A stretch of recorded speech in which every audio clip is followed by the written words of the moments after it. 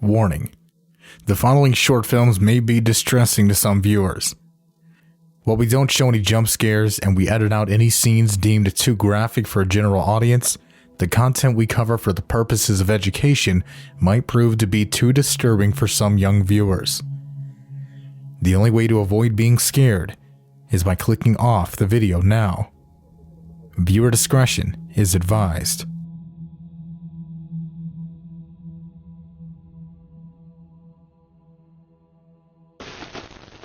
The internet has been host to plenty of monstrosities over the years, whether we're talking about Guillermo del Toro's film, Mama. Victoria, no mires, vamos. Victoria. No.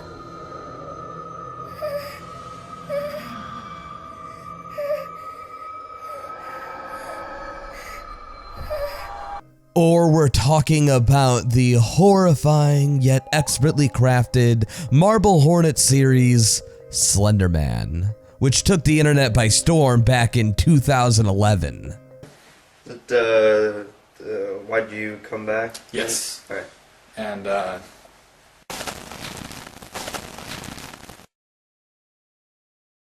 I was recently approached by the good folks at CryptTV who were hoping that I could cover some of their original short internet horror films, and how could I deny such a loving claim? So in collaboration with CryptTV, please sit back, relax, turn down the lights, and welcome to my dungeon as I cover 8 of the most horrifying internet monsters to date.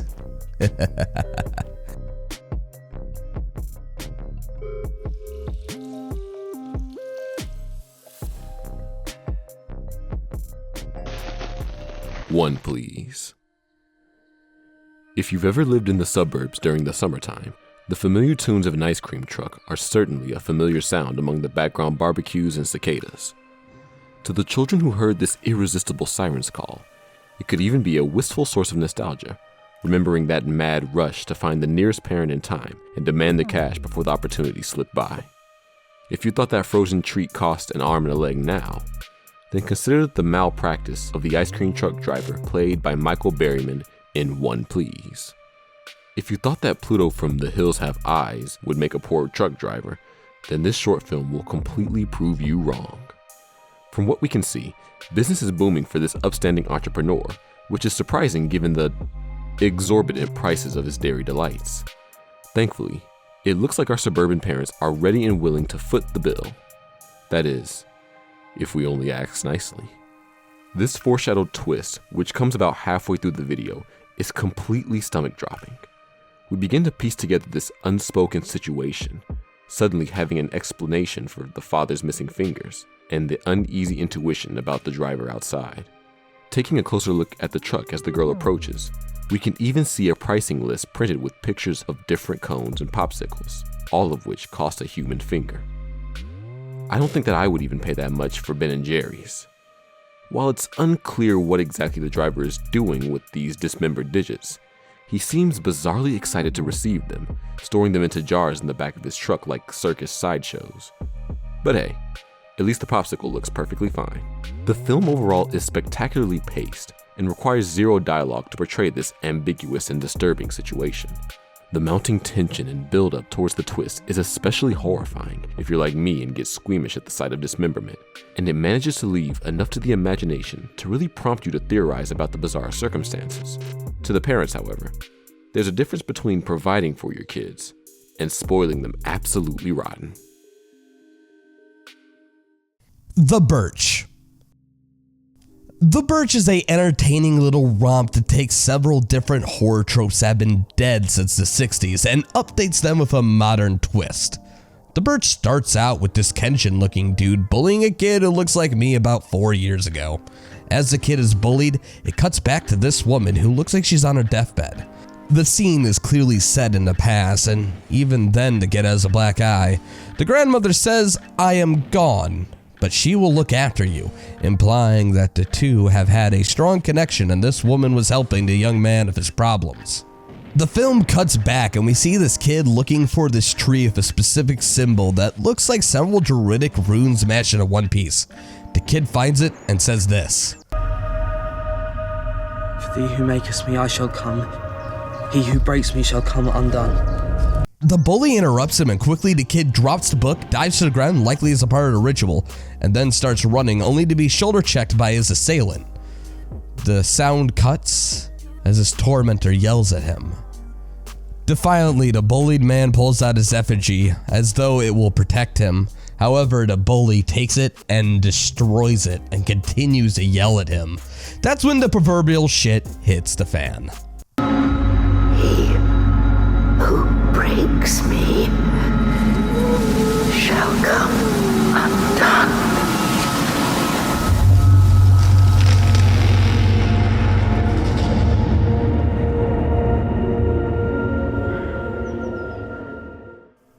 She clicks her mouth and talks about how anyone who breaks her shall become undone.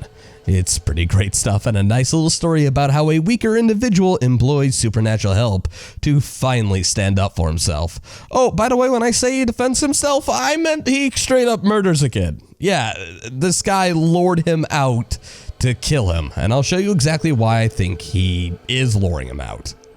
As you can see here in this clip, the bullied kid in this scene is wearing a hood. During the scene, you can hear the scream of the bully who is dead by the end of the film. The kid now has a jacket in this scene. I believe that this chronologically takes place before the scene that we just watched. After, he starts getting bullied, we see him running away.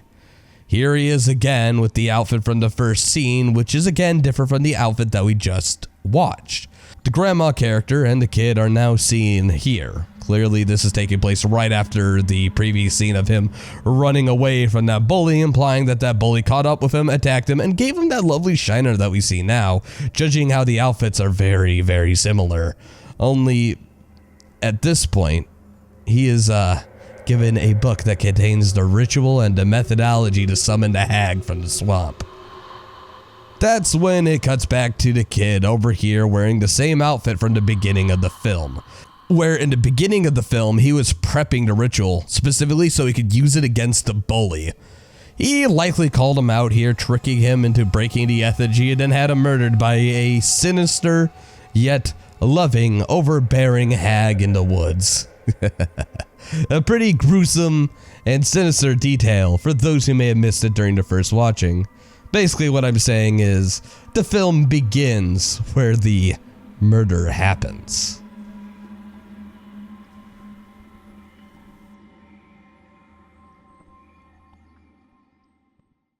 Okay, well, maybe this one isn't quite horrifying per se, but it is indeed interesting, especially for those of you with a really twisted sense of humor, like me. The story plays out like one of those Leprechaun movies, you know the ones I'm talking about, and the ones where Warwick Davis runs around in a little green suit, piling up a body count and making shitty puns. Well, throughout this little gore-filled purposely tongue-in-cheek film, we follow a couple, both of which had cheated on each other during Valentine's Day, and were getting their retribution from a floating baby doll with a pitch-shifted voice, following them around and shooting at them with arrows of love. And these arrows rip through their targets with the speed and force of a sniper rifle, which is always fun. As the couple try and hide from the creature, formulating a plan to stop it. Well, until the husband gets an arrow through the arm. Ouch. It's gonna hurt! The girlfriend escapes momentarily, looking to find something to defend herself with, finding the strongest weapon possible, a pot. It seems to work as a shield, deflecting arrows left and right, while the husband frees himself. Cupid is eventually subdued with said iron pot, and then lit aflame with the power of the stove. And thus, the day is saved. Or is it?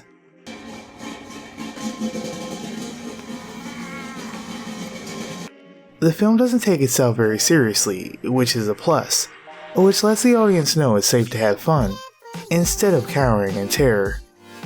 The highlights include the arrow through the back of the throat shown here. Guys, don't worry. If you want, you can keep the Ecuadorian Oh my god, Harry! and the part when the couple die hand in hand with one another. It's so sweet I could puke. I suggest this to anybody with a stomach for the macabre and a broken moral compass. Happy Valentine's Day.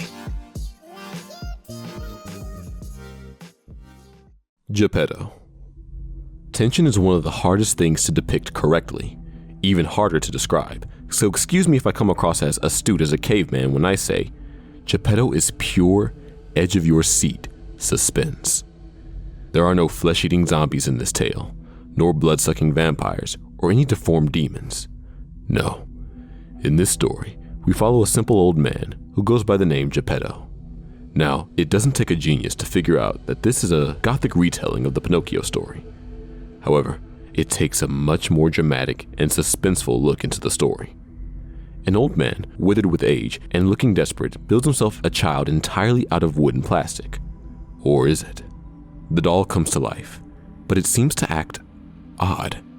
Throughout the story, he doesn't speak, mostly frowning and acting aggressive towards his father whenever he tries to play with him. The only way the child communicates is with small paper fragments, looking to be torn fabric and written on with crude crayon. Pinocchio, who in this short film goes by the name Silas, proclaims that he needs a friend, or else he will die. The father, not wanting to lose his child, goes on the prowl for somebody, eventually finding a little girl. The man lays off some real stranger danger vibes and winds up convincing her to follow him. Things seem to be going well. The girl plays with Silas and the father looks on with a nice grin. Until the little boy seems to grow bored and ask his father for another friend, this time followed up with something far more grim. Silas convinces the old man to poison and kill the girl. The last thing we see is the man combing the corpse's hair, whimpering to himself about his two precious little children. The big question here is, was Silas even alive? Watch the video, find the clues, and make your own theories. I'll be waiting. Mira Mira. Mirrors can be less flattering on the best of days, even when they aren't conjuring Bloody Mary or horrifically warping your face into gruesome, quadrisected abominations. What starts out as a very subtle tweak, which you may almost miss as a trick of the eyes or lighting, takes a supernatural twist through the involvement of the reflected specter, Mira Mira. This particular entity appears to be one that preys on the peculiarity of self-conscious. The short film begins with our main character in the midst of a casual romantic encounter with the above male interest, who describes this as the best view of the city. Well, it's decent enough. It's an alright view of one particular boulevard. But one thing we immediately notice about our main character is her particular fascination with selfies.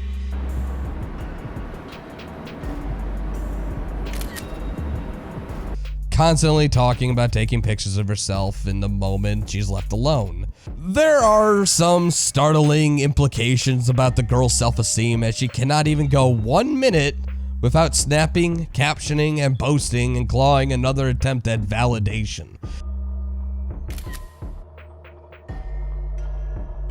This makes her a particularly vulnerable target for Mira Mira, whose influence can be felt as soon as the girl's attention is inevitably captured by the antique mirror. It begins subtly at first, the reflection cast only slightly changing to darken her eyes, giving them a tired, baggy appearance. No big deal, much just touch up the makeup, but it's no use.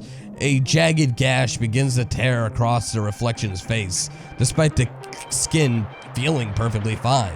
The reflection just sits there, troubling, still as gruesomely as it distorts. Reaching out to see if this is some sort of trick, she suddenly is grabbed by the wrist and pulled into the dark recesses of the mirror, becoming trapped. Now it's Mira Mira's turn to act on the outside. Who are you?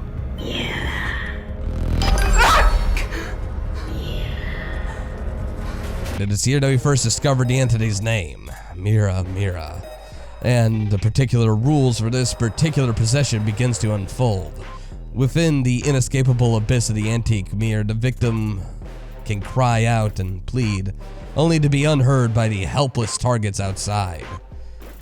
With a quick disguise to lure the boyfriend down the stairs, nothing can be done to stop the bloodshed that is to come.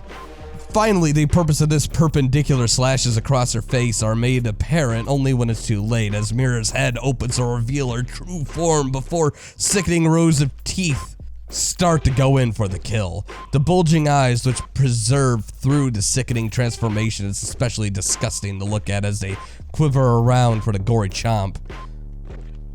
The possessed only can watch helplessly as Mira departs into some unknown venture, leaving the victim trapped inside this lonely, hellish place. Well, she has some company.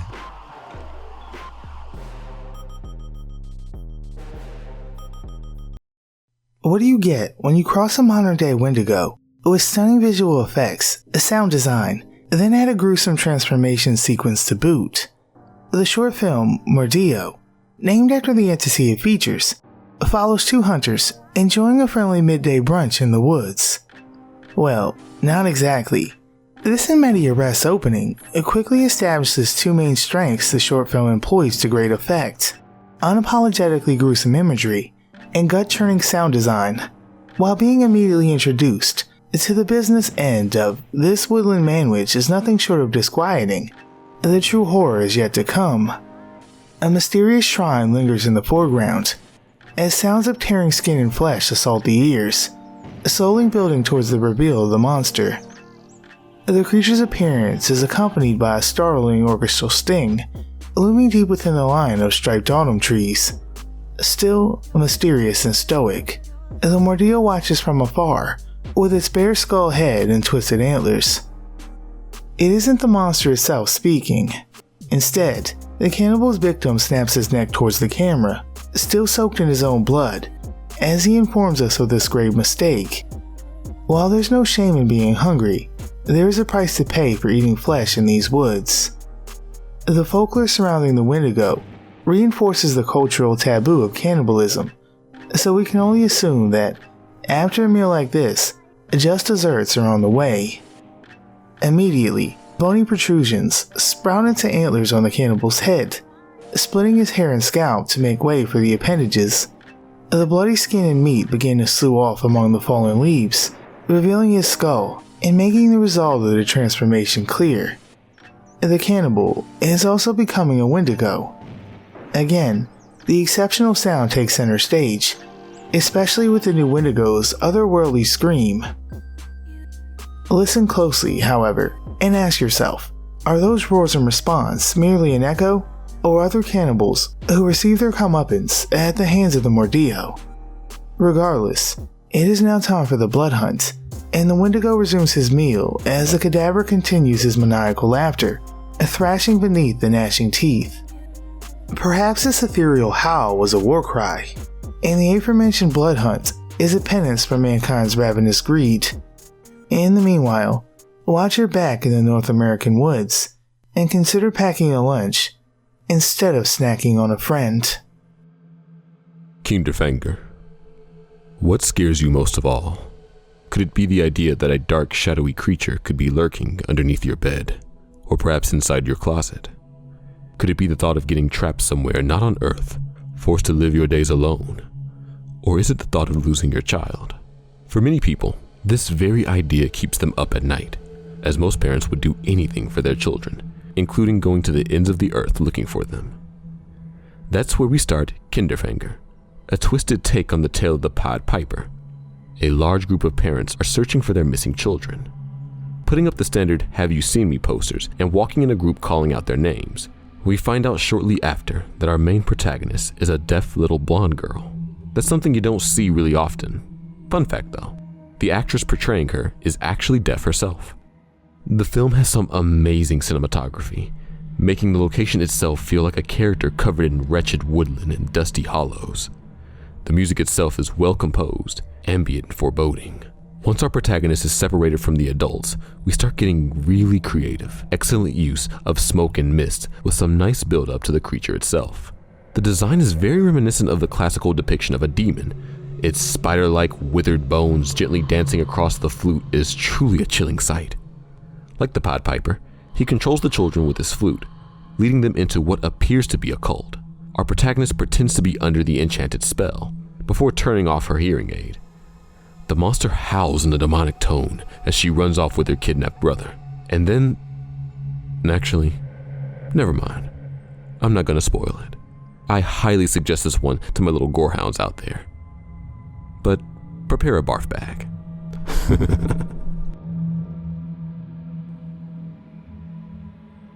The look-see combines the primal fears from the film It Follows and The Babadook and condenses it into 5 different short episodes or one 16-minute short film. The creature looks as though you took some of the most terrifying aspects from internet culture and then married it to blockbuster films. The story so far goes as follows. 13 people have become the victims of some sort of tragedy. Now the survivors, who all reside in the same town, are being hunted and stalked by the wretched-looking foul monster only known as the Look-See. Now, I honestly believe that the thing has the name the Look-See because it can look into your heart and know the things that you truly care about so that it can use that against you later on. The Look-See is a creature that hunts its prey with deadly efficiency and is a monster to classification of supernatural. It's quite similar to another internet legend, the Slender-man. However, unlike the Slender-man and his admittedly okay mythos, the Look-See has a purpose to his attacks. He targets individuals for very specific and usually emotional reasons. The greater mystery behind the monster is actually currently unknown and awaiting to be explored in the second hype season. However, based on this 16 minutes of footage that we have here, we can learn a few choice things that I think many of you may have missed upon a first viewing. I know I did. The Look-See appears to give his victims a message, usually something vague like, if you can't release it, then it will take a piece. Which, to the normal eye, means absolutely nothing, but to our characters, it means everything. For example, why don't we take a closer look at the grim story of Jenny? She was told that she must give up her wedding ring or the Look-See will come and take a piece. She contemplates it, but just can't give it up, so she hides in a bathroom to try to evade the creature, but is ultimately found. She takes off her wedding ring, dumps it in the toilet, and flushes it away, only to get her hand ripped off momentarily after. It is then shown that she was unable to give up the ring, so the Look-See took away her wedding hand. In a later short, Jenny is in a chair, still missing her hand, and reading over the notes of other victims, implying that this has been going on for quite a while. In 2 other shorts, the story of Jenny is expanded upon with Marlene and Daniel. Daniel is Jenny's husband, while Marlene is in fact his mistress. Now we can see why the Look-See wanted her to give up her wedding ring. The Look-See demands the affair to end, however they can't because of reason. And Daniel loses his eyes while Marlene loses her head. We can glean a bit of information based off of these events. The Look-See appears to be the Silent Hill-esque karmatic repo man. The husband won't get rid of his mistress, whom he kept around because, well, she's pretty, so the Look-See repos his eyes so he can never see anything pretty again. The woman refused to break it off with the man, so he removes her head due to the fact that that was the man's object of affection. In the end, Jenny loses her husband, her hand, and furthermore, her sanity. And this is just a few short films that, oh boy, there's a whole heck of a lot more where that came from, that have so many other moral questions raised by this haunting creature's existence. I mean, what would you do if your daughter died? I'm sure you would be hurt and devastated. Well, Jonathan, he lives every day with the burden of his daughter's death weighing heavily on his shoulders. His 8-year-old girl drowned, and today happens to be the day of her birthday. So he celebrates it, looks over old drawings and photographs of her, and reminisces about the times when he had her all to himself. Unfortunately for him, the Look-See begun knocking on his door, and he must release her, or the Look-See will certainly take more than just a piece. He tries to throw away the cake and everything related to that. However, unfortunately for him, the Look-See can see into your heart and knows what truly lies inside. The thing he valued most was the bow from his daughter's dress, and in the end, the man's arms are ripped off. Even if somehow he lives and his daughter comes back or he gets a new kid or something, he will never be able to embrace anyone ever again. And after all, what kind of father can't hug their own kid? The Looksee stories are full of grim tales of love, loss, hurt, and adultery. And don't forget, of course, mutilation. That said, there of course is surface level things that you can see. This guy lost a kid, this girl's having an affair, and this woman is so dependent on her shitty husband that she can't leave him even after facing a horrifying monstrosity. However, there is underlying layers to both the story, theoretically, and in context of the film itself. I am personally not an expert at looking at these things frame by frame, but why don't we take a look at this one? Why are her feet bruised up like that? The balls of her feet and ends of her feet have these strange yet deliberate injuries. In the last scene, she was picked up by her head and then dropped into the bathtub, and there's no way that's how she got those injuries. The director also won't just put makeup on his dead actress's feet for no reason. This was a deliberate choice, and I'm sure the comments below can figure out why with a bit of research. These are weird, creepy, and cool Easter eggs you can find all around the place if you know where to look. Really, if you like making theories and stuff like that, this series is perfect for you. The Looksee mythos is full of little brain twisters, and if you're interested in this little gem, you can find it pinned in the comments below with the rest of the entries on this list. Be sure you let the good folks at CryptTV know that I sent you. After all, they're the reasons why this video happened, and they're the reasons why I even know about these monsters to begin with. It's been a blast making this video. With that said, I'll leave you with one short clip from one of the shorts that truly illustrates how terrifying this series can be.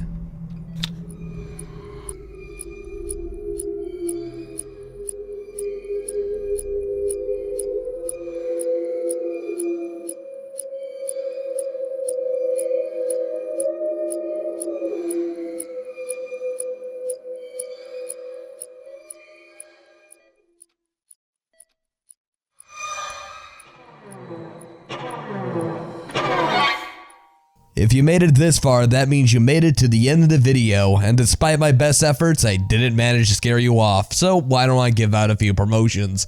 Number 1, these are my current Patreon followers. If you would consider donating something, you'll be able to get your name on the board as well as a few other nice perks. Thank these people for making these videos happen. Also, if you guys happen to like any of the shorts here in this video, why don't you take a look at the annotation right here? Or perhaps you could look at the comment section. Regardless, CryptTV makes some amazing content and they sponsored me to help spread the word. So why don't we go over to them and let them know that Creepy sent ya. So yeah, thanks for watching. Feel free to share this video around or perhaps just give CryptTV a watch. I'm sure they can find a few other shorts that I forgot to mention here. Thanks and goodbye.